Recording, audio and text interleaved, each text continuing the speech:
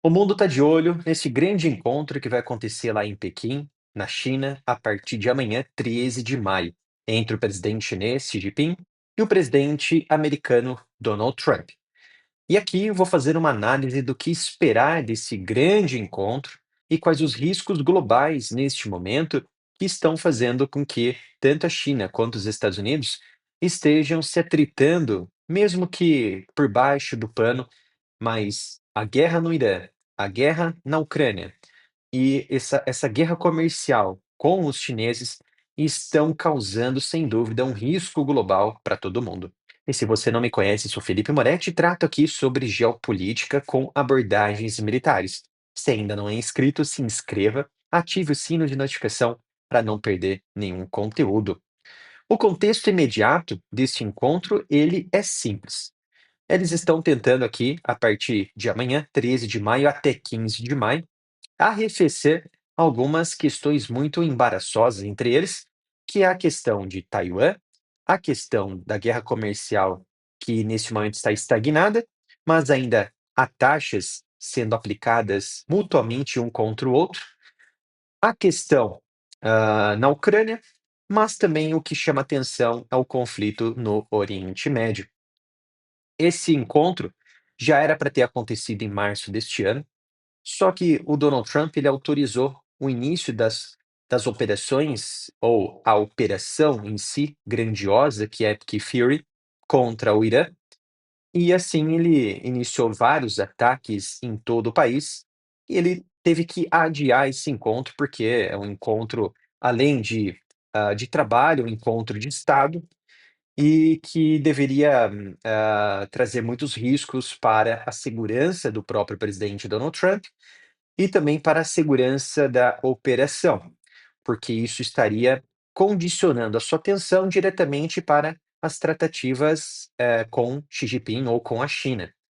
Xi Jinping entendeu muito bem do cenário, é claro, repudiando consistentemente a operação que Donald Trump lançou contra o Irã, então surgiram ataques contra navios que ainda continuam, e o bloqueio americano também foi colocado ali em prática no Estreito de Hormuz. Só que isso chama atenção porque implica necessariamente e obrigatoriamente na estabilidade da China. Por isso que se encontra tão importante para Xi Jinping. E eu vejo, pessoalmente, como mais importante para Xi Jinping do que para, de fato, com Donald Trump. Muitos estão falando: "Ah, Donald Trump vai pedir ajuda". Eu vejo o contrário. Eu vejo que haverá ali uma barganha entre eles, porque historicamente a China ela depende do Oriente Médio e historicamente, nesse momento, depende dos americanos, e os americanos, é claro que dependem, dos chineses, só que numa escala um pouco mais reduzida, porque ele tem mais um superávit do que os chineses, que compram mais produtos, americanos do que vice-versa. Historicamente, as relações entre Xi Jinping e Donald Trump, elas são de boas vizinhanças. No primeiro mandato de Donald Trump, ele estava mais focado em reduzir algumas implicações ou sanções relacionadas aos semicondutores para a China.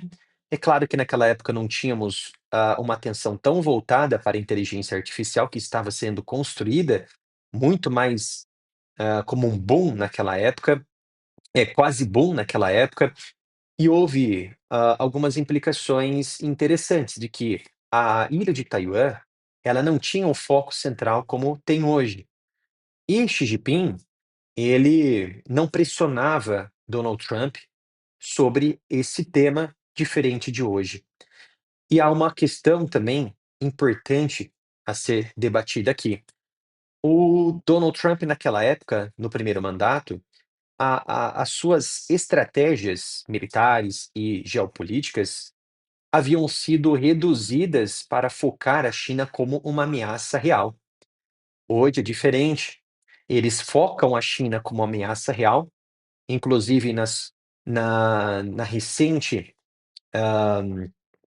no recente manual ou atenção voltada para o avanço da China no setor militar, no setor geopolítico. que eles têm a China como uma principal ameaça em todo o mundo e para a segurança americana. E eles estão fazendo exatamente o contrário do que eles fizeram no primeiro mandato. Eles enxergam hoje a China uma ameaça real, muito maior do que propriamente a Rússia, que é vista agora como mais como uma boa vizinhança, como uma amizade sendo reconstruída novamente. E isso se faz ali uma comparação, nós temos esse contraste. E diferente do que foi colocado no primeiro mandato, hoje a tensão sobre a ilha de Taiwan é muito maior do que nos anos anteriores. Em relação aos semicondutores, é a mesma coisa. Há uma tensão muito grande em relação a essa questão de controlar o acesso chinês nos meios tecnológicos de chips e também no avanço da inteligência artificial, como forma de barganhar com os chineses, sobre tarifas, sobre, buscar as relações chinesas com inimigos americanos para tentar controlar os inimigos americanos através dos chineses. E sabemos que, em relação às questões comerciais e tarifárias, teve um grande problema no ano passado, com uma guerra tarifária, uma guerra comercial entre eles, quando o Trump aplicou tarifas de até 145% sobre os produtos chineses. Isso iria arruinar ali de forma prática a economia chinesa, e a China retalhou com 120%, e assim foram se escalando. Aí chegaram numa conclusão de que era preciso sentar na mesa para conversar e praticamente eles chegaram num acordo mútuo entre eles para paralisar esta ascensão de tarifas um contra o outro e essa guerra tarifária em novembro, outubro ou novembro do ano passado, se eu não me engano, com extensão, de paralisação até novembro deste ano. Só que uma das queixas principais de Donald Trump parece estar o quê? Que a China ela vem manipulando as tarifas americanas, vem aplicando muitas tarifas, vem tentando controlar o mercado americano, só que é exatamente o contrário. Há um grande superávit americano em relação, ao mercado chinês, onde os chineses compram muito mais produtos americanos, importam mais do que o contrário, e isso, vem impactando nas discussões reais. E assim, mesma coisa com o Brasil, por exemplo. Quando o Trump falou que há uma desproporcionalidade do comércio entre eles, pelo contrário, sendo que os americanos têm um superávit, eles, hã, vendem muito mais para o Brasil do que o Brasil consome, de fato, dos americanos. E há uma questão interessante, é a questão de Taiwan que hoje está no topo dos debates. Taiwan, sem dúvida, é o maior risco bilateral ali de iminente, sendo tratado neste momento, porque os Estados Unidos possuem um acordo de investimento, de venda de armas de 11 bilhões para os taiwaneses, que tem um projeto para orçar, né, um projeto de orçamento de defesa em torno de 25 bilhões de dólares para comprar sistemas americanos e assim se preparar para uma possível invasão chinesa. Então é exatamente nesse ponto que Washington ele vai tentar barganhar com os chineses, dizendo que vamos reduzir essa oferta de venda de 11 bilhões para os taiwaneses, em troca, vocês, diminuem essas atividades de, treinamento para invadir Taiwan, essas ameaças de invasões na jurisdição, não na soberania, mas nas áreas jurisdicionais e também nas zonas econômicas taiwanesas. Vocês também precisam, dar algum sinal de garantias e segurança de que não vão invadir Taiwan. É claro que isso é muito difícil, difícil de acontecer, mas é algo que deve ser tentado, deve ser uma forma, uma via interessante para os americanos tentarem barganhar, inclusive reduzir, por parte dos chineses, essa pressão sobre o presidente taiwanês Lei Ching-te. A outra questão que eu trago aqui é que as fábricas da TSMC, que é a maior produtora de chips, que inclusive possui grandes parcerias com grandes empresas americanas, como AMD, Intel, a NVIDIA e a TSMC, é onde saem praticamente todos os sistemas avançados relacionados com os processadores, com os chips, de até 2 nanômetros, uma tecnologia que nenhuma nação possui hoje.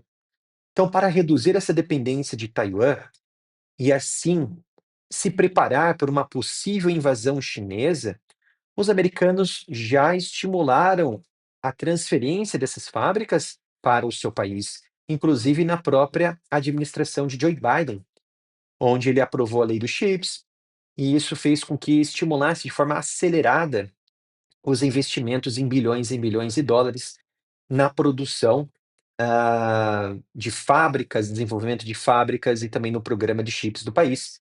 Hoje, lá em Phoenix, no Arizona, existe ali o desenvolvimento de pelo menos várias fábricas da TSMC em fases diferentes, onde vão explorar algumas tecnologias, nanômetros ali de 4, de 3, de 2 nanômetros, e assim tentar reduzir essa dependência pela ilha de Taiwan, mas não da empresa TSMC.